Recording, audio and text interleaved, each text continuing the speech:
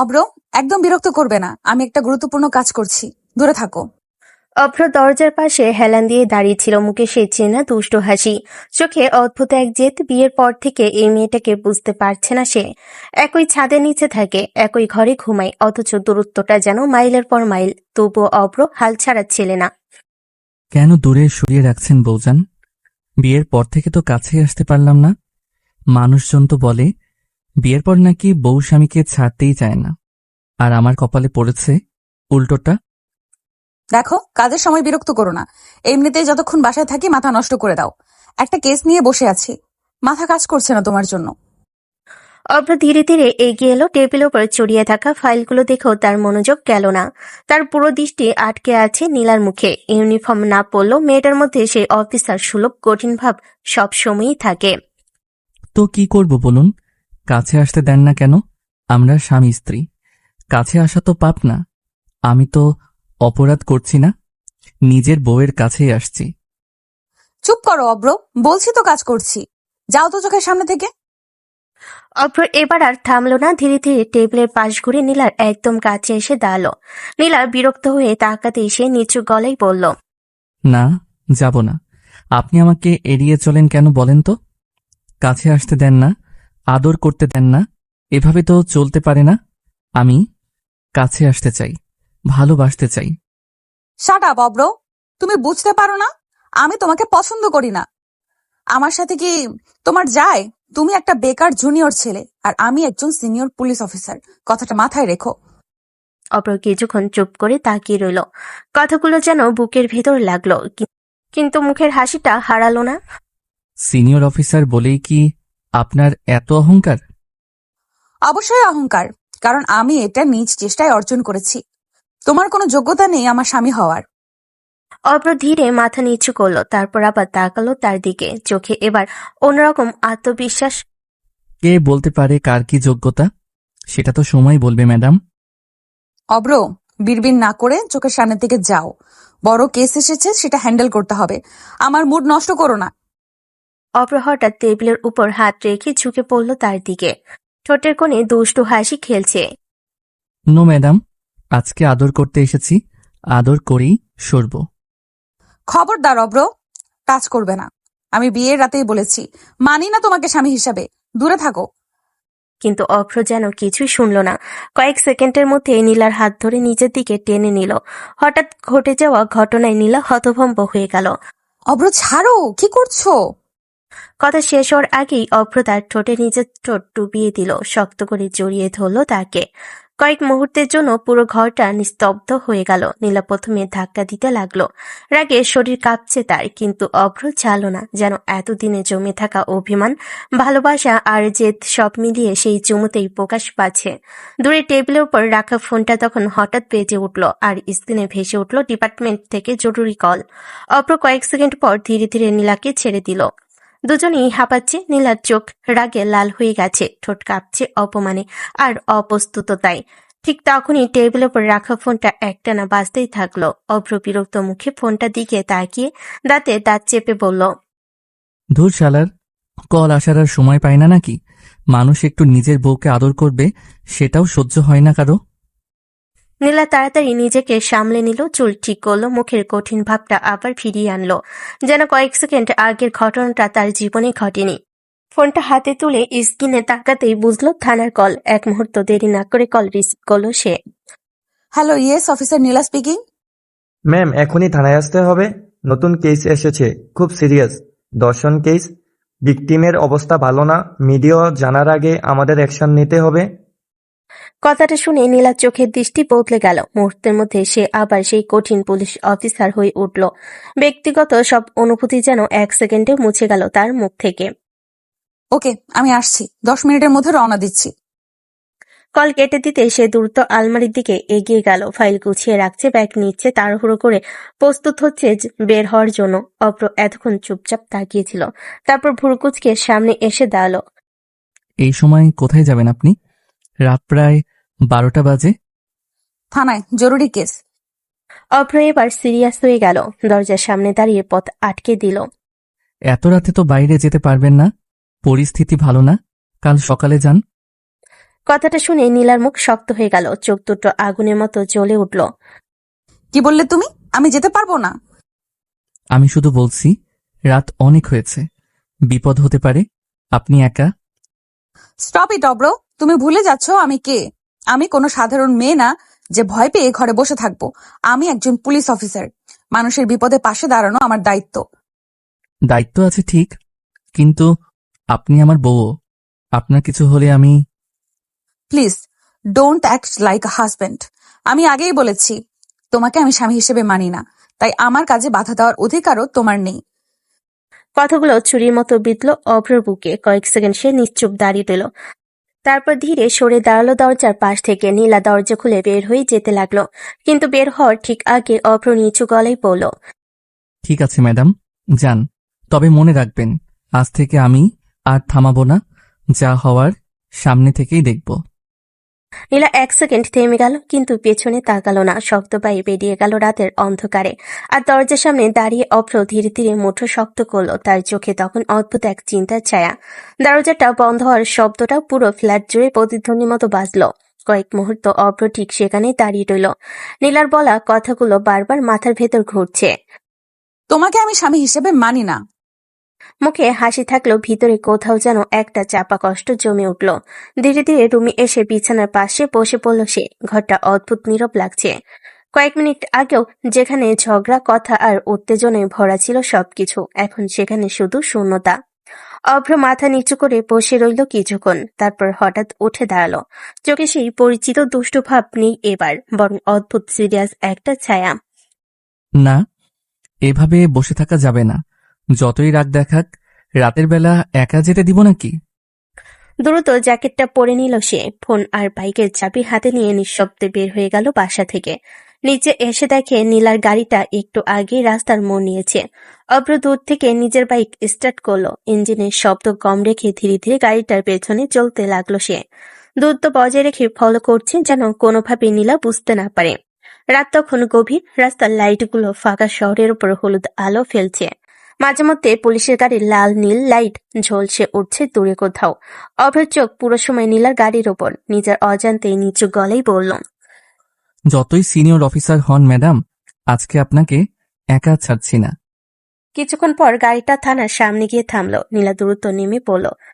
মুখে কঠিন ভাব, চোখে দায়িত্বের ছাপ স্পষ্ট। সে একবারও পিছনে তাকালো না। অভ্র দূরের অন্ধকারের পাশে বাইক থামিয়ে দাঁড়িয়ে রইল। হেলমেট খুলে থানার গেটের দিকে তাকিয়ে মুচকি হাসল। যান ম্যাডাম, কাজ করেন, আমি আছি আশেপাশেই। ওদিকে নীলা দ্রুত ভেতরে ঢুকতেই কয়েকজন অফিসার উঠে দাঁড়ালো। সবে স্পষ্ট বুঝতে পারছে কেসটা গুরুতর। পরিবেশ ভারী হয়ে আছে। একজন সাব ইন্সপেক্টর এগিয়ে এসে ফাইল বাড়িয়ে দিল। ম্যাম, ভিকটিম হাসপাতালে আছে। প্রাইমারি রিপোর্ট এসেছে। ঘটনাটা আজ সন্ধ্যার দিকে হয়েছে। সন্দেহভাজন কয়েকজনের নামও পাওয়া গেছে। নীলা চেয়ার টেনে বসলো। চোখের সামনে ফাইল খুলতে তার মুখ আরো কঠিন হয়ে গেল। সব ডিটেলস লিখুন, টাইম, লোকেশন, প্রত্যক্ষদর্শী কারা ছিল, কিছু বাদ যাবে না। সে নিজেই কলম হাতে নিয়ে কেস ডায়েরিতে লিখতে শুরু করলো। দ্রুত কিন্তু নিখুঁতভাবে প্রতিটা তথ্য নোট করছে। তার চোখে তখন শুধু দায়িত্ব, কোনো আবেগ নেই। থানার ভেতরে ব্যস্ততা বেড়ে গেল। কেউ ফোন করছে, কেউ রিপোর্ট আনছে, কেউ আবার সন্দেহভাজনদের লোকেশন ট্র্যাক করার চেষ্টা করছে। ঠিক সেই সময় থানার বাইরে অন্ধকারে দাঁড়িয়ে থাকা অভ্র ধীরে ধীরে চারপাশে নজর বোলালো।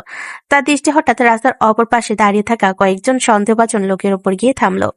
লোকগুলো থানার দিকে তাকিয়ে ফিসফিস করছে। অভ্রের চোখ মুহূর্তেই শুরু হয়ে গেল। ঠোঁটের কোণে ধীরে ধীরে অন্যরকম এক হাসি ফুটে উঠল। মনে হচ্ছে রাতটা শান্তিতে কাটবে না ম্যাডাম। থানার ভেতর তখন পুরো পরিবেশ টানটান উত্তেজনা ভরা। রাত যত গভীর হচ্ছে, কেসটার গুরুত্ব ততই স্পষ্ট হয়ে উঠছে সবার কাছে। নীলা সামনে রাখা কেস ডায়েরিতে একটার পর একটা তথ্য লিখে যাচ্ছে। তার চোখে ঘুম নেই, ক্লান্তি নেই, শুধু দায়িত্ব আর রাগ। কারণ সে জানে এ ধরনের কেস শুধু একটা ফাইল না, একটা মেয়ের ভেঙে যাওয়া জীবন। ভিকটিমের স্টেটমেন্ট পুরোটা রেকর্ড করা হয়েছে? জি ম্যাম, কিন্তু মেয়েটা ট্রমায় আছে। ঠিকমতো কথা বলতে পারছে না। নীলা কলম থামিয়ে কয়েক সেকেন্ড চুপ করে রইল, তারপর ধীরে ধীরে বলল, যাই হোক, যারা এটা করেছে তাদের আজকেই ধরতে হবে। আমি কোনো অজুহাত শুনতে চাই না। তার কণ্ঠ এতটাই কঠিন ছিল যে আশেপাশে দাঁড়িয়ে থাকা অফিসাররা পর্যন্ত সোজা হয়ে দাঁড়িয়ে গেল। ওদিকে থানার বাইরে দাঁড়িয়ে অভ্র সবকিছু লক্ষ্য করছিল। দূর থেকে থানার ভিতরে আলো দেখা যাচ্ছে, কিন্তু তার নজর বারবার চলে যাচ্ছে রাস্তার ওই পাশে দাঁড়িয়ে থাকা লোকগুলোর দিকে। গুলো বারবার ফোনে কথা বলছে, আবার থানার দিকে তাকাচ্ছে। আচরণটা একদম স্বাভাবিক লাগছে না। অভ্র ধীরে বাইকের উপরে হেলান দিয়ে দাঁড়িয়ে নিজের মনে বলল, ব্যাপারটা ঠিক পরিষ্কার না। শুধু কেস না, এর পিছনে অন্য কিছু আছে মনে হচ্ছে। ম্যাডাম থানায় ঢুকে গেছে, এখন কি করব? কথাটা শুনেই অভ্রর চোখ ঠান্ডা হয়ে গেল, মুখের হাসিটা মিলিয়ে গেল, জায়গা নিল ভয়ঙ্কর শান্ত একটা ভাব। অভ্র ধীরে ধীরে হেলমেটটা আবার পরে নিল। ও, তাহলে টার্গেট আমার রাগী বউটা। ভুল জায়গায় এসেছো ভাইরা। আমি নিজে হাসপাতালে যাচ্ছি ভিকটিমের সাথে কথা বলতে। গাড়ি প্রস্তুত করুন। ম্যাম, বাইরে পরিস্থিতি একটু সন্দেহজনক লাগছে। অপরাধীরা ভয় দেখাতে চাইলে ভুল করছে। আমি ভয় পাই না, চলুন। সে দ্রুত বাইরে বের হয়ে এলো। ঠিক সেই সময় দূরে দাঁড়িয়ে থাকা লোকগুলো নড়েচড়ে উঠল। একজন ধীরে ধীরে ফোন কানে তুলল, আর কয়েক গজ দূরে অন্ধকারে দাঁড়িয়ে অভ্র সব দেখছে। তার চোখ এবার সম্পূর্ণ সতর্ক। অভ্র নিচু গলায় বলল, আজ যদি কারো ভুল হয় তাহলে সেটা জীবনের সবচেয়ে বড় ভুল হবে। নীলা কিছুই বুঝতে না পেরে থানার সিঁড়ি দিয়ে নিচে নামছে। তার অন্ধকার রাত যেন ধীরে ধীরে বিপদের দিকে এগিয়ে আসছে। থানার সামনে রাতের বাতাসটা অদ্ভুত ভারী লাগছিল। চারপাশ প্রায় ফাঁকা, শুধু কয়েকটা লাইট পোস্টের আলো পড়ে জায়গাটা আধো অন্ধকার হয়ে আছে। নীলা দ্রুত পায়ে নিচে নেমে আসলো। তার হাতে ফাইল, মুখে সেই কঠিন অফিসার সুলভ ভাব, যেন পৃথিবীর কোনো কিছুই তাকে থামাতে পারবে না। ডিউটি অফিসার গাড়ির দরজা খুলে দাঁড়িয়েছিল। ম্যাম, গাড়ি রেডি। হাসপাতালে যেতে প্রায় 20 মিনিট লাগবে। ওকে, সময় নষ্ট করা যাবে না, চলুন। সে গাড়ির দিকে এগিয়ে যাচ্ছিল। ঠিক তখনই রাস্তার পাশে দাঁড়িয়ে থাকা সে সন্দেহভাজন লোকগুলো একে অপরের দিকে তাকালো। তাদের চোখে অস্বস্তিকর ইঙ্গিত। একজন ধীরে ধীরে সামনে এগোতে লাগলো। দূর থেকে সবকিছু লক্ষ্য করছিল অভ্র। বাইকের পাশে দাঁড়িয়ে থাকা ছেলেটার চেহারা আর আগে সেই হাসি খুশি ভাব নেই। চোখ দুটো অস্বাভাবিক ঠান্ডা হয়ে গেছে। অভ্র নিজের মনে ফিসফিস করে বলল, একবার বলেছিলাম ম্যাডাম, আপনাকে একা ছাড়বো না। নীলা কিছু বুঝে ওঠার আগে হঠাৎ থানার সামনে লাইট কয়েক সেকেন্ডের জন্য ঝিমিয়ে উঠল। সেই সুযোগে লোকগুলো একজন দ্রুত এগিয়ে এসে গাড়ির দরজার পাশে দাঁড়ালো। ম্যাডাম একটু কথা ছিল। কে আপনি? থানার সামনে দাঁড়িয়ে কি চান? কেসটা নিয়ে বেশি এগোবেন না ম্যাডাম, নিজের ভালো চাইলে এখানেই থেমে যান। কথা শুনে নীলার চোখ আগুনের মতো জ্বলে উঠল। সে এমনিতে রেগেছিল কেসটা নিয়ে, এই কথাতে আরো রেগে গেল। তুমি কি আমাকে থ্রেট দিচ্ছ? জানো কোথায় দাঁড়িয়ে কথা বলছো? লোকটা আর কিছু বলার আগে হঠাৎ পিছন থেকে শক্ত একটা হাত এসে তার কাঁধ চেপে ধরল। লোকটা ঘুরে তাকাতেই জমে গেল। অভ্র শান্ত মুখে দাঁড়িয়ে আছে, কিন্তু তার চোখের দৃষ্টি ভয়ঙ্কর ঠান্ডা। অভ্র ধীরে ধীরে বলল, ম্যাডামের সাথে কথা বলার আগে অনুমতি নিতে হয়, সেটা কেউ শেখায়নি। অব্র, তুমি এখানে? অভ্র এক সেকেন্ডও তার দিকে তাকালো না। এখনো লোকটার ওপর চোখ স্থির। রাত অনেক হয়েছে ভাই, বাড়ি চলে যান, না হলে রাতটা খারাপ যেতে পারে। লোকটা হাত ছাড়ানোর চেষ্টা করতে অভ্র হালকা চাপ বাড়ালো। মুহূর্তে লোকটার মুখ বিকৃত হয়ে গেল ব্যথায়। দূরে দাঁড়িয়ে থাকা অন্য লোকগুলো পরিস্থিতি বুঝে ধীরে ধীরে পিছিয়ে যেতে লাগলো। তার মনে প্রশ্নের ঝড় উঠছে, এই ছেলেটা কি সত্যি সেই বেকার হাসি খুশি জুনিয়র অভ্র? অভ্র হঠাৎ লোকটাকে ছেড়ে দিয়ে মুচকি হাসলো। যান, আর ভুল করে এই থানার সামনে দাঁড়াবেন না। লোকগুলো দ্রুত সরে গেল। অন্ধকারের মধ্যে কয়েক সেকেন্ড নীরবতা নেমে এলো। নীলা এবার রেগে বলল, তুমি আমাকে ফলো করেছো? হ্যাঁ করেছি, কারণ আমার রাগী পুলিশ বউটা বিপদে পড়তে পারে, কিন্তু নিজের নিরাপত্তার কথা ভাবে না। নীলা কিছু বলতে যাচ্ছিল, ঠিক তখনই থানার ভেতর থেকে একজন অফিসার দৌড়ে বের হয়ে চিৎকার করে বলল, ম্যাম, নতুন আপডেট এসেছে। ভিকটিম জ্ঞান ফিরে পেয়েছে, আর সে একজনের নাম বলছে। কার নাম? শহরের বড় একজন প্রভাবশালী মানুষের ছেলে। কথাটা শুনেই চারপাশে বাতাস যেন আরো ভারী হয়ে উঠল। আর পাশে দাঁড়িয়ে থাকা অভ্র ধীরে ধীরে হাসলো, যেন সে আগে বুঝে গেছিল খেলাটা এখন শুরু হতে যাচ্ছে। থানার সামনে কয়েক মুহূর্ত আগের উত্তেজনাটা এখনো পুরোপুরি কাটেনি। বাতাসে যেন অদৃশ্য একটা চাপা ভয় আর রাগ মিশে আছে। নীলা দাঁড়িয়ে কয়েক সেকেন্ড ভাবলো, তারপর আবার নিজের কাজে মন দিল। ব্যক্তিগত বিষয় নিয়ে সময় নষ্ট করার মানুষ সে না। অফিসারের দিকে ঘুরে বলল, গাড়ি স্টার্ট করুন, আমরা এক্ষুনি হাসপাতালে যাচ্ছি। ভিকটিমের স্টেটমেন্ট নিজে শুনতে হবে। ডিউটি গাড়ির দরজা খুলে দেওয়া হলো। নীলা দ্রুত এগিয়ে গিয়ে উঠতে যাচ্ছিল, ঠিক তখনই পাশ থেকে অভ্র শান্ত গলায় বলল, 1 মিনিট ম্যাডাম। আবার কি অব্র? এখন নাটক করার সময় না।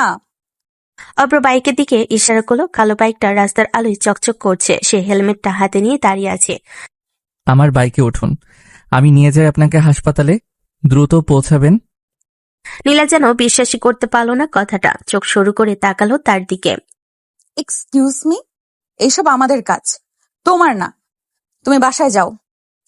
কাজ আপনাদের ঠিকই, কিন্তু সাহায্য তো করতেই পারি। পুলিশ বউকে সাহায্য করা অপরাধ না মনে হয়? অব্র প্লিজ, এটা কোনো ঘুরতে যাওয়ার জায়গা না। এটা সিরিয়াস কেস, তুমি বুঝবে না? বুঝি না? রাতের অন্ধকারে কারা আপনাকে থ্রেট দিতে এসেছিল দেখলেন তো একটু আগে। আবার কিছু হলে অফিসার হিসেবে শক্ত হতে পারেন, কিন্তু আমার কাছে আপনি শুধু অফিসার না। কথাটা শুনে নীলা কয়েক সেকেন্ড চুপ হয়ে গেল, তারপর আবার নিজেকে শক্ত করলো। আমি নিজের দায়িত্ব নিজে সামলাতে পারি, কারো প্রোটেকশন দরকার নেই আমার। প্রোটেকশন না ম্যাডাম, সঙ্গ দিচ্ছি। তাছাড়া শহরের এই সময়ে বাইক গাড়ির চেয়ে দ্রুত যাবে। কেসটা তো জরুরি, তাই না? নীলা বিরক্ত হয়ে গভীর শ্বাস নিল। সময় নষ্ট হচ্ছে বুঝতে পারছে সে। অফিসাররা দাঁড়িয়ে সব দেখছে বলেও অস্বস্তি লাগছে। শেষমেশ দাঁত চেপে বলল, ফাইন, শুধু সময় বাঁচানোর জন্য উঠছি, ভুল বুঝবে না।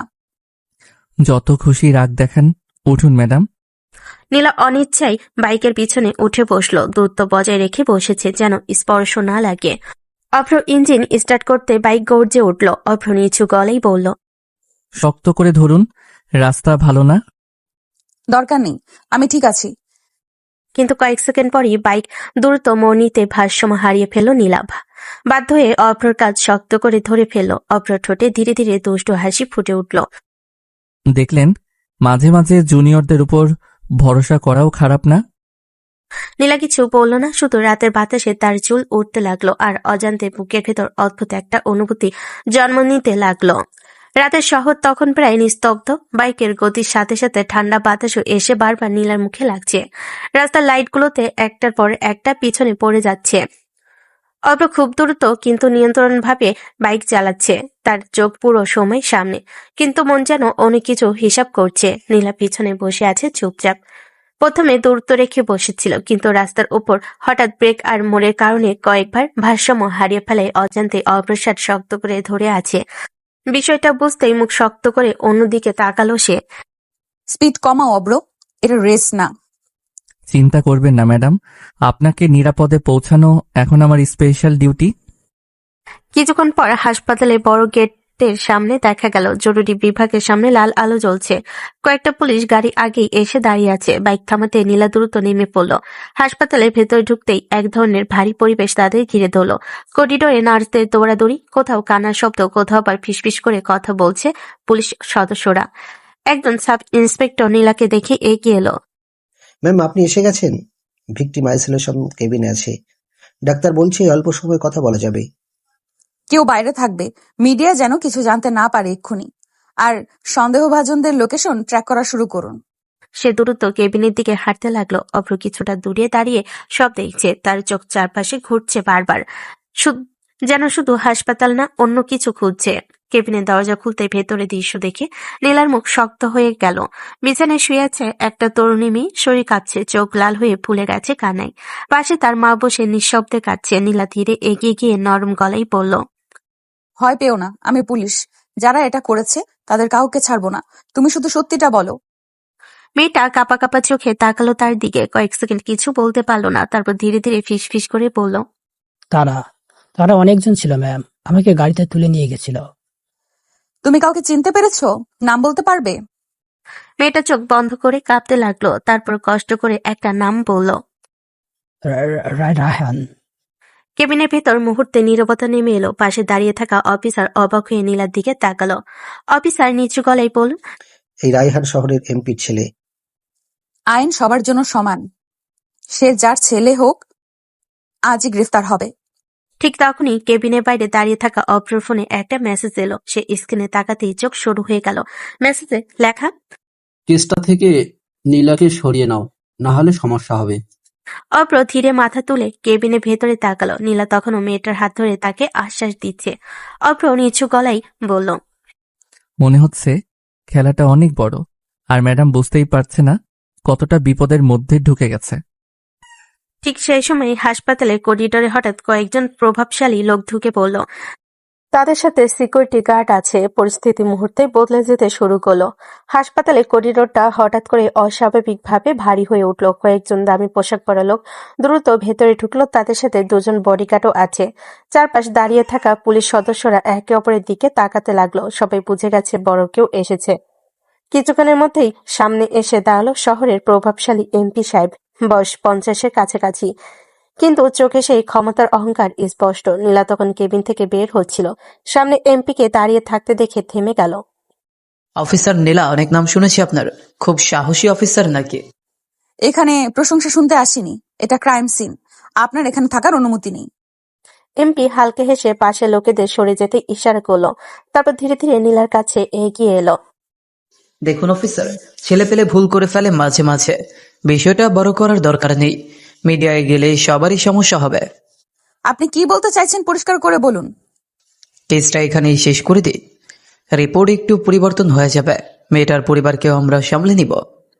তার পাশের একটা লোক কালো ব্যাগ এগিয়ে দিল। ব্যাগটা সামান্য খুলতে ভেতরে মোটা টাকার বান্ডিল দেখা গেল। করিডোরে দাঁড়িয়ে থাকা কয়েকজন অফিসার পর্যন্ত অবাক হয়ে গেল। যত টাকা লাগে বলবেন অফিসার, আপনার ভবিষ্যৎও সিকিউর হয়ে যাবে। ট্রান্সফার, প্রমোশন সব ব্যবস্থা হয়ে যাবে। এক সেকেন্ডের জন্য পুরো জায়গাটা নিস্তব্ধ হয়ে গেল। পরের মুহূর্তে নীলার চোখে আগুনের মতো জ্বলে উঠল। নীলা হঠাৎ এত জোরে ব্যাগটা ঠেলে দিল যে সেটা মেঝেতে পড়ে টাকা ছড়িয়ে গেল চারিদিকে। How dare you! আমাকে ঘুষি দিতে এসেছেন আপনি? তার কণ্ঠ এবার জোরে গর্জে উঠল যে পুরো করিডোর কেঁপে উঠল। আপনার ছেলে একটা মেয়ের জীবন নষ্ট করেছে, আর আপনি টাকা দিয়ে সেটা চাপা দিতে চান? আইনকে খেলনা মনে হয় নাকি? কথা বুঝে বলবেন অফিসার, আপনি জানেন না কার সাথে কথা বলছেন। খুব ভালো করে জানি, একজন অপরাধীর বাবার সাথে কথা বলছি। আর শুনে রাখুন, আমার ইউনিফর্ম বিক্রি করার জন্য না। চারপাশে দাঁড়িয়ে থাকা পুলিশ সদস্যরা পর্যন্ত অবাক হয়ে তাকিয়ে আছে। কেউ এত সরাসরি এমপির সাথে কথা বলার সাহস দেখায় না। অফিসার, এমপি সাহেবকে বাইরে নিয়ে যান, আর তার ছেলের নামে এক্ষুনি অ্যারেস্ট ওয়ারেন্ট প্রসেস করুন। এই সাহসের মূল্য দিতে হবে আপনাকে অফিসার নীলা, খুব শীঘ্রই বুঝবেন। আমি প্রতিদিন অপরাধীদের হুমকি শুনি, নতুন কিছু বলেনি। দরজা ওইদিকে। এমপির আগে ফুসতে ফুসতে চলে গেল। সবে যখন হতবাক হয়ে দাঁড়িয়ে আছে তখন করিডোরে এক কোণে দেওয়ালে হেলান দিয়ে দাঁড়িয়ে থাকা অভ্র ধীরে ধীরে হাসল। তার চোখে গর্ব স্পষ্ট। অভ্র নিচু গলায় বলল, জানতাম আমার রাগী পুলিশ বউ টাকা দেখে মাথা নত করবে না, কিন্তু ম্যাডাম আপনি এখন খুব বড় ঝামেলায় পড়ে গেলেন। ঠিক তখনই হাসপাতালের লাইট কয়েক সেকেন্ডের জন্য নিভে গেল, আবার জ্বলে উঠল। আর দূরে কেউ একজন ফোনে বলছে। প্ল্যান বি শুরু করো। হাসপাতালের করিডোরে এমপি চলে যাওয়ার পরই উত্তেজনার রেশ কাটছিল না। মেঝেতে ছড়িয়ে থাকা টাকার বান্ডিলগুলো এখনো কেউ তুলতে সাহস পাচ্ছে না। সবাই বুঝে গেছে আজকের রাতটা সাধারণ কোনো রাত না। নীলা কয়েক সেকেন্ড স্থির দাঁড়িয়ে রইল। তার বুক ওঠানামা করছে রাগে, চোখে স্পষ্ট আগুন জ্বলছে। তারপর নিজেকে সামনে নিয়ে কঠিন গলায় বলল, সব টাকা সিজ করুন, এগুলো প্রমাণ হিসেবে থানায় পাঠানো হবে। আর কেউ যেন বাইরে একটা কথাও লিক না করে। অফিসাররা দ্রুত কাজে লেগে গেল। ওদিকে করিডোরের একপাশে দাঁড়িয়ে অভ্র সব দেখছিল। তার মুখে হালকা হাসি থাকলেও চোখে চিন্তার ছাপ স্পষ্ট, কারণ সে বুঝতে পারছে বিষয়টা এখানেই শেষ নয়। ক্ষমতাবান মানুষ এত সহজে হার মানবে না। ঠিক তখনই হঠাৎ হাসপাতালের বাইরে বিকট শব্দ হলো। ধাম! সবাই চমকে উঠল। কয়েকজন নার্স দৌড়ে এদিক ওদিক ছুটতে লাগলো। বাইরে যেন হঠাৎ বিশৃঙ্খলা শুরু হয়েছে। একজন কনস্টেবল দৌড়ে এসে হাঁপাতে হাঁপাতে বলল, ম্যাম, বাইরে কিছু লোক ঝামেলা করছে, মিডিয়া লোকও এসে গেছে। কেউ ইচ্ছা করে পরিস্থিতি খারাপ করার চেষ্টা করছে মনে হচ্ছে। সবাই শান্ত থাকুন, কেউ প্যানিক করবেন না। আমি বাইরে যাচ্ছি। সে দ্রুত করিডোর দিয়ে বের হতে লাগলো। অভ্র সঙ্গে সঙ্গে সোজা হয়ে দাঁড়ালো, নিচু গলায় বলল, শুরু হয়ে গেছে তাহলে? নীলা বাইরে বের হতে দেখে হাসপাতালের সামনে বিশাল ভিড়। কয়েকজন লোক চিৎকার করছে, কেউ ভিডিও করছে, কেউ আবার পুলিশের বিরুদ্ধে উল্টো অভিযোগ তুলছে। পুরো বিষয়টা যেন পরিকল্পিত। একজন লোক চিৎকার করে বলছে, নির্দোষ ছেলেকে ফাঁসানো হচ্ছে, পুলিশ মিথ্যা কেস দিচ্ছে। সবাই পিছিয়ে যান, এটা হসপিটাল, এটা এলাকা। আইন নিজের হাতে নিলে সরাসরি অ্যাকশন না হবে। ঠিক তখনই ভিড়ের মাঝ থেকে একজন হঠাৎ পাথর ছুঁড়ে মারলো। পাথরটা সোজা নীলের দিকে আসছিল, কিন্তু মুহূর্তের মধ্যে কেউ সামনে এসে দাঁড়ালো। ঠাস, পাথরটা এসে অভ্রর কাঁধে লাগলো।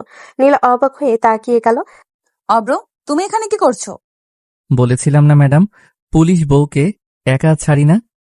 তার চোখে পায় ভিতরের দিকে গেল। কয়েক সেকেন্ডের জন্য শেষে হাসি খুশি ছেলেটা পুরো বদলে গেল। দৃষ্টি এত ঠান্ডা হয়ে উঠল যে সামনে দাঁড়িয়ে থাকা কয়েকজন নিজে থেকে পিছিয়ে গেল। অভ্র নিচু গলায় বলল, যারা খেলাটা শুরু করেছে মনে হয় তারা জানে না শেষটা কত খারাপ হতে পারে। নীলা প্রথমবারের মতো অভ্রর দিকে অন্যরকম দৃষ্টিতে তাকালো। তার মনে প্রশ্ন জন্মাচ্ছে, এই মানুষটা আসলে কে? আর দূরে দাঁড়িয়ে কেউ একজন ফোনে বলল, মেয়েটাকে ভয় দেখিয়ে লাভ নেই, এখন অফিসারকেই সরাতে হবে। হাসপাতালের সামনে রাতটা যেন আগে থেকেও আরো অন্ধকার ও ভয়ঙ্কর হয়ে উঠেছে। বাতাসে অদ্ভুত চাপা আওয়াজ, দূরে গাড়ির হর্ন আর চিৎকার মিলেমিশে এক ভয়ঙ্কর সুর তৈরি করছে। নীলা পুরো ভিড়ের দিকে তাকিয়ে দাঁড়িয়ে আছে, তার চোখে রাগ আর দৃঢ়তার মিশ্রণ স্পষ্ট। সবাই অশান্তি সৃষ্টির চেষ্টা করছেন কেন? হাসপাতালের পরিবেশের সাথে কেউ খেলবেন না। পুলিশ মিথ্যা মামলা করেছে, আমাদের ছেলেকে ফাঁসানো হচ্ছে। শান্ত হন। কেউ আইন নিজের হাতে তুলে নিলে সরাসরি অ্যাকশন নেওয়া হবে। অব্র, তুমি চলে যাও। বলেছি না, রাতের এই ঝড় মোকাবেলা করতে একা হবেন না। পুলিশ বউকে কেউ একা পেয়ে কিছু করতে পারবে না। ভিড়ের মধ্যে কিছু লোক অবাক হয়ে পিছিয়ে গেল। অভ্রের চোখে সেই দৃষ্টি ঠান্ডা এবং গভীর, মুহূর্তে তাদের ভীত করে দিল। নীলা নিজে শ্বাস নিয়ে ধীরে বলল, তুমি আবার বিপদে পড়তে যাচ্ছ। এইভাবে তুমি নিজেকে... আমি জানি ম্যাডাম, কিন্তু যাকে আপনি রক্ষা করতে চান তার পাশে থাকা আমার দায়িত্ব। হাসপাতালের বাইরে ধীরে ধীরে পরিস্থিতি কিছুটা নিয়ন্ত্রণে এলো। ভিড় সরিয়ে পুলিশ ব্যারিকেড টেনে ফেলেছে। মিডিয়া লোকেদের নিরাপদ দূরত্বে রাখা হলো। হাসপাতালের করিডোরে এখন শান্তি নেমে এসেছে, কিন্তু নীলা পুরোপুরি ক্লান্ত। চোখের গভীরে অস্থিরতা, শরীরে মানসিক চাপ স্পষ্ট। অভ্র দূরে দাঁড়িয়ে নীলার দিকে তাকালো, নিচু গলায় বলল, ম্যাডাম, এখন বাসায় চলুন, আপনি একা ক্লান্ত হয়ে পড়েছেন। আমি ঠিক আছি। হ্যাঁ চলো। সত্যি আজ শরীরটা একেবারে টায়ার্ড হয়ে গেছে। ঠিক আছে, তবে আগে আমাকে কথা দিতে হবে। আপনি ক্লান্ত, আমি আপনার পাশে থাকব। নদীর মতো শান্ত রাতের বাতাসে তারা ধীরে ধীরে গাড়ির দিকে এগোলো। অভ্র বাইকের পাশ দিয়ে এগিয়ে হালকা ইশারা করলো। বাইকে উঠুন ম্যাডাম, বাসায় পৌঁছানো দ্রুত হবে। নীলা প্রথমে কিছুটা দ্বিধা করলো, ধীরে ধীরে বাইকের পিছনে বসলো। মাথা একটু নিচু করে নিয়েছে, যেন আর কোনো ঝুঁকি না থাকে। রাস্তা ক্রমশ ফাঁকা, হালকা বাতাসে চুল উড়ে যাচ্ছে। অভ্র চালাচ্ছে মনোযোগ দিয়ে, আর নীলা চুপচাপ শুধু বসে আছে।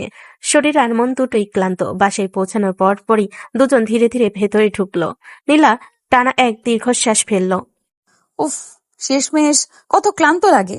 হ্যাঁ ম্যাডাম, এখন আর কিছু নয়, শুধু বিশ্রাম। কিন্তু দুজনেরই মনে হঠাৎ এক অদ্ভুত অনুভূতি হলো, খাবারের জন্য খিদে। নীলার মাথা ঘোরাতে লাগলো। অব্র, আমার সত্যি খিদে পেয়েছে। চিন্তা নেই, আমি নুডলস বানিয়ে আনি, আমরা দুজন মিলে খাবো। কিছুক্ষণ পর রান্নাঘরের পাশে দুজন বসে নুডলসের প্যাকেট খুলল। খাবারের গন্ধে যেন ক্লান্তি আর রাগ মিলেমিশে যাচ্ছে। দুজনই একটু একটু করে শান্ত হতে লাগলো। নীলা চুপচাপ খাচ্ছিল। অভ্র তার দিকে তাকিয়ে মৃদু হাসল। দেখলাম ব্যস্ত রাতের পর খাবারের এই মুহূর্তটা অনেক শান্তি দেয়। খাওয়া শেষ হতে ঘরে নীরবতা নেমে এলো। নুডলসের বাক্স ফাঁকা, কিন্তু দুজনের শরীর ও মন এখনো ক্লান্ত। নীলা আস্তে আস্তে বলল, উফ, এত ক্লান্তি। হ্যাঁ, মনে হচ্ছে শুয়ে পড়লে ভালো হয়। অভ্র হঠাৎ ধীরে এগিয়ে এসে কোলে তুলে নিল। নীলা হতবাক হয়ে চেঁচিয়ে উঠল, কি করছো অব্র? পুলিশ হয়ে বড় বড় কেস হ্যান্ডেল করেন, আর আপনার মতো ক্লান্ত বউকে একা থাকতে দিতে পারবো না। আমার পা আছে, আমি নিজেই হাঁটতে পারি। হাঁটার দরকার কি বউজান? আমি থাকি তো সবকিছু নিজের মতো করে ঠিক করি। কথা শেষ হতে সে নীলাকে কোলে নিয়ে রুমের দিকে এগোলো। নীলা ভেতরে গিয়ে বিছানায় নামার চেষ্টা করলো, কিন্তু অভ্র কোলে ধরে বিছানায় স্থির করলো। উফ অব্র, এবার তো নিজেই নামতে পারি। কাজ তো হলো ম্যাডাম, এখন স্বামীর মনোরঞ্জনের পালা। তোমার পাগলামি দেখলে রাগ লাগে অব্র। অভ্র বিন্দুমাত্র পাত্তা না দিয়ে ধীরে ধীরে নীলা ঠোঁটে ঠোঁট ডুবিয়ে কিস করতে লাগলো। নীলা চমকে সরিয়ে দিল। উফ উফ অব্র, তুমি কি করছো? অভ্র কিছু বলল না, আবার কিস শুরু করলো। এবার আর কোনো শব্দ নেই, শুধু দুজনে নিঃশ্বাস আর কণ্ঠের ফিসফিস। নীলা একবার আরো জোরে ঠেললো। উফ, তোমার কি কাজ নেই? এবার থামো। কিন্তু অভ্র ঠোঁট থেকে ঠোঁট সরাতে নারাজ, চোখে হাসি, মনে তুষ্টামি। আর কি করবে বউজান, এই রাত, এই মুহূর্ত, পুলিশি কাজ শেষ, স্বামীর দায়িত্বই তো শুরু হলো। নীলা চুপচাপ ঠোঁট চেপে ধরল। অগোচরে তার মন ধীরে ধীরে সেই ক্লান্তি আর রাগের মাঝে কিছুটা অদ্ভুত উষ্ণতা অনুভব করতে লাগলো। রাতটা ধীরে ধীরে তাদের জন্য এক অন্যরকম রোমান্টিক উত্তেজনায় মোড়ালো। রাতে সব অস্থিরতা, রাগ, অভিমান আর টানাপোড়েন যেন গভীর ঘুমের ভেতর কোথাও মিলিয়ে গিয়েছিল। ভোরের আলো ধীরে ধীরে জানালার ফাঁক গলে ঘরে ঢুকছে। হালকা সোনালি রোদ এসে পড়ছে নীলার মুখে। নীলা ধীরে ধীরে চোখ মেলল, কিছুক্ষণ ছাদের দিকে তাকিয়ে রইল। গত রাতের ঘটনাগুলো যেন সিনেমা দৃশ্যের মতো ভেসে উঠল। তারপর মাথা ঝাঁকিয়ে উঠে বসল। আজ অনেক কাজ, নিজেকে সামলে নিতে হবে। সে চুপচাপ বাথরুমে ঢুকে গোসল করে নিল। ঠান্ডা পানির ছোঁয়ায় শরীর মন কিছুটা সতেজ হয়ে উঠল। আয়নার সামনে দাঁড়িয়ে চুল মুছতে মুছতে নিজের চোখের দিকে তাকালো। শক্ত, আত্মবিশ্বাসী, তবুও কোথাও যেন নরম একটা রেখা তৈরি হয়েছে। গোসল শেষ করে সাদামাটা একটা শাড়ি পরে নিচে নামতে রান্নাঘর থেকে ভেসে আসছে মশলার সুগন্ধ। পেঁয়াজ রসুন ভাজার গন্ধে পুরো বাড়ি যেন উষ্ণ হয়ে উঠছে। নীলা নিচে গিয়ে দেখল অভ্রমা চুলার সামনে দাঁড়িয়ে রান্না করছেন। মা, আপনি একা একা করছেন কেন? আমাকে ডাকেননি কেন? আরে মা, তুমি তো সারা রাত কাজ করছো, ভোরে এসে ঘুমিয়েছো, তোমাকে আবার ডাকবো নাকি? কাজ তো আমার দায়িত্ব, আর ঘরের কাজও দায়িত্ব। আমি সাহায্য করি। তুমি না সত্যি অন্যরকম মেয়ে, বাইরে এত বড় অফিসার আর ঘরে এত সাধারণ। ইউনিফর্ম খুললে আমি শুধু এই বাড়ির বউ। সে চুলার পাশে দাঁড়িয়ে ডাল নেড়ে দিল, তরকারিতে লবণ মেপে দিল। দুজনের মাঝে ধীরে ধীরে একটা মিষ্টি আলাপ জমে উঠল। সংসারে ছোটখাটো গল্প, বাজারের কথা, পাড়ার খবর। ঠিক তখনই উপরে সিঁড়িতে আলস্য ভরা পায়ে নামতে লাগলো অভ্র। চুল এলোমেলো, চোখ আধো খোলা। এ কি, সকাল সকাল পুলিশ ম্যাডাম কিচেনে? পুলিশ ম্যাডাম না, বাড়ির বউ। ও, তাহলে আজ আমার কপাল ভালো। তোমরা দুজন আবার শুরু করো না, আগে নাস্তা করো। রান্নাঘরের ভেতর সকালবেলা সেই উষ্ণ পরিবেশ যেন নতুন এক দিনে শুরু হলো। গত রাতের সব রাগ, উত্তেজনা, অস্থিরতার পর আজকের সকালটা একটু অন্যরকম, শান্ত, ঘরোয়া, আর কোথাও যেন সম্পর্কের সূক্ষ্ম এক বদল। সকালের নাস্তার টেবিল ভরে গেছে গরম পরোটা, ডাল আর ডিম ভাজিতে। রান্নাঘরের উষ্ণ গন্ধে ঘরটা ভরে আছে। নীলা প্লেটে খাবার তুলে বসেছে, কিন্তু চোখে সেই আগের দৃঢ়তা, যেন মনটা পুরোপুরি বিশ্রাম নেয়নি। অভ্র চেয়ারে হেলান দিয়ে পড়ল। আজকে কিন্তু আর কোনো কেস না, আজ শান্তিতে খাওয়া হবে। আমার হাতে কি সময় থাকে? দুইজনেই চুপচাপ খাও, সকাল সকাল ঝগড়া করো না। ঠিক তখনই নীলার ফোনটা টেবিলের উপর কাঁপতে শুরু করলো। স্ক্রিনের থেকে ভেসে উঠল থানা। টেবিলের পরিবেশ মুহূর্তে বদলে গেল। নীলা ফোনটা রিসিভ করতে ওপাশ থেকে তাড়াহুড়ো ভরা কণ্ঠ। ম্যাম, আসামি রায়হানের উপর আমরা কড়া নজর রেখেছিলাম। এখন সে বিদেশে পালানোর প্ল্যান করছে। আজ রাতের ফ্লাইটের চেষ্টা করছে। লোকেশন? ম্যাম, এয়ারপোর্টের দিকে মুভ করছে। আমাদের টিম ফলো করছে। আমি এক্ষুনি আসছি। ওকে হাতে নাতে ধরবো, এক পাও বের হতে পারবে না। এখনই? নাস্তা তো শেষ করলেন না? অপরাধীরা সময় দেখে পালায় না অব্র। দায়িত্ব ডাকলে আমাকে যেতে হবে। সাবধানে যেও মা। চিন্তা করবেন না, আজই শেষ করব এই কেস। আমি যাচ্ছি আপনার সাথে। না, এটা অফিসিয়াল অপারেশন। তুমি শুধু অফিসার না, আপনি আমার স্ত্রীও। বিপদে একা যেতে দেব না। ফোনটা কেটে যাওয়ার পরও কয়েক সেকেন্ড নীলা স্থির দাঁড়িয়ে রইল। চোখের ভেতর আগুনের মতো দৃঢ়তা, ঠোঁট শক্ত করে চেপে ধরা। সকালের শান্ত পরিবেশ যেন মুহূর্তেই বদলে গেছে। সে ধীরে ধীরে সিঁড়ি পেয়ে উপরে উঠতে লাগলো। প্রতিটা পা ফেলার যেন একটা সিদ্ধান্তের শব্দ। অভ্র নিচ থেকে তাকিয়ে আছে। নীলা, এখন কথা বলার সময় না। রুমে ঢুকে দরজাটা ভেতর থেকে লাগিয়ে দিল। কয়েক সেকেন্ড দেওয়ালের সাথে হেলান দিয়ে চোখ বন্ধ করলো। তারপর ধীরে আলমারির দরজা খুলল। ভেতরে ঝুলছে তার ইউনিফর্ম, ইস্ত্রি করা পরিপাটি, গর্বের প্রতীক। নীলা ইউনিফর্মটা হাতে তুলে নিল, আঙ্গুল বুলিয়ে নিল কাঁধের ব্যাজে।